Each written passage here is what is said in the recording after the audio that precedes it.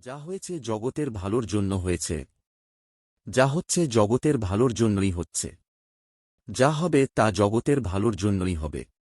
একজন জ্ঞানী ব্যক্তি পরিচয় নিজের শত্রুর থেকে ঘৃণার বদলে তাকে ভালোবাসা ফিরিয়ে দেন। যে ব্যক্তির মধ্যে অহংকার মাত্রা যত বেশি সেই ব্যক্তির জ্ঞানের পরিধি ততই কম।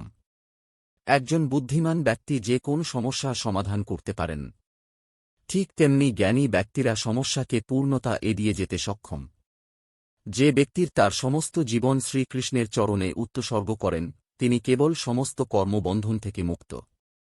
যতক্ষণ না আমরা আমাদের কষ্ট থেকে শিক্ষা না গ্রহণ করছি, কষ্টের পথ কখনো শেষ হবে না।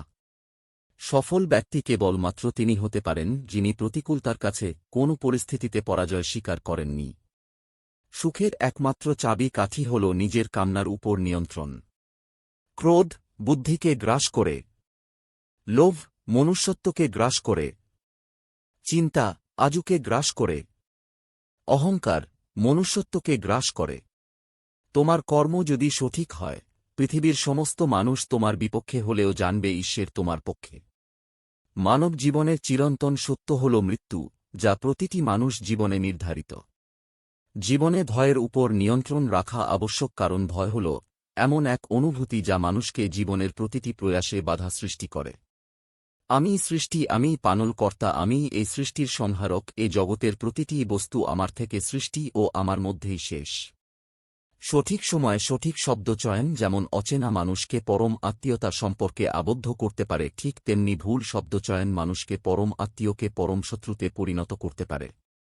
সমস্যা মনেই জীবনে থেমে যাওয়া নয়, সমস্যার অর্থ হল নতুন কিছু শিখে সমাধানের পথ খুঁজে বার করা। এই ভগবান শ্রীকৃষ্ণের বাণী থেকে আমরা অনেক কিছু শিক্ষা লাভ করতে পারি, যদি আপনি এই বাণীগুলি মেনে চলেন। আর আপনারা নিজেদের মূল্যবান সময় দেবার জন্য ধন্যবাদ। আর এই বাণী যদি আপনাদের ভালো লেগে থাকে, সবাইকে শেয়ার করুন আর লাইক করে কমেন্ট করে দিন। আর আপনারা নিয়মিত দেখার জন্য সাবস্ক্রাইব করে দিন। ধন্যবাদ।